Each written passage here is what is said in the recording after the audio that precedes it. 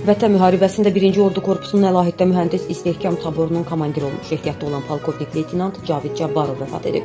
42 yaşlı hərbiçi uzun sürən xəstəlikdən həyatını itirib. Bildirilir ki, Cabbarov Azərbaycan ordusunda uzun müddət xidmət edib. Aprel döyüşlərinin və 44 günlük Vətən müharibəsinin iştirakçısıdır. Xidməti dövründə şücaətə görə dəfələrlə təltif edilib. O, Heydər Əliyev adına Azərbaycan Ali Hərbi Məktəbinin ilk istehkamçı ixtisaslı məzunlarından olub. Cabbarov bugün Beyləqan rayonunun Dünya Mallar kənd qəbirstanlığında dəfn olunacaq. Allah rəhmət eləsin.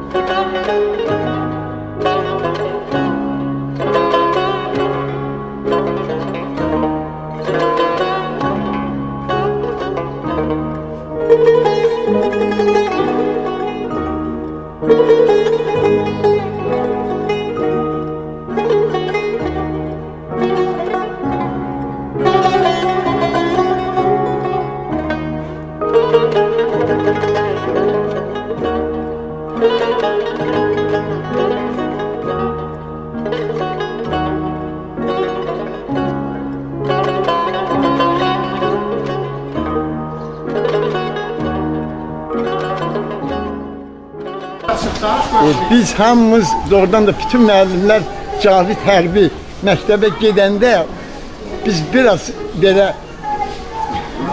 bir təhər olduq ki, doğrudan da niyə Cavid böyük akademiyadır, əlbəttə hərbi və Cavid hərbini seçdi. Deməli onun məqsədi var idi.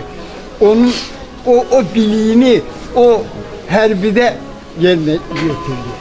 Doğrudan da Cavid bizim ən əziz, ən kəndimizin, elimizin ən sevimli, fəxr elədiyimiz, həmişə onunla fəxr tutduğumuz bir insan idi.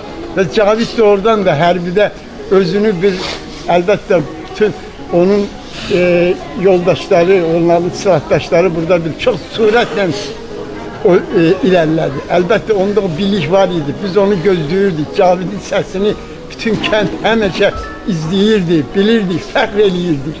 Əlbəttə Cavidi itirməyimiz bizim için çox böyük bizi məyus elədi. Yəni kəndimizin fəxri idi, biz həmişə fəxr eləyirdik, bir müəllim kimi.